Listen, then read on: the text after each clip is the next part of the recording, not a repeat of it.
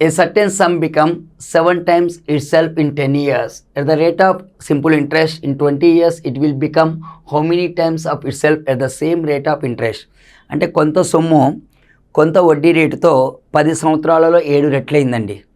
అదే వడ్డీ రేటుతో 20 సంవత్సరాలలో ఎంత అవుతుంది?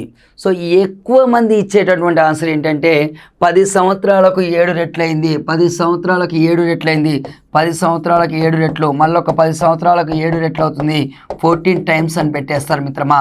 ఇది రాంగ్ ఆన్సర్ అండి. ఎందుకంటే నేను బ్యాంకులో 1 రూపీ డిపాజిట్ చేశానండి, దాన్ని ప్రిన్సిపల్ అంటాము. 10 ఇయర్స్ తర్వాత నా అకౌంట్లో అమౌంట్ ఎంత అయిందంటే 7 రూపీస్ అయిందండి.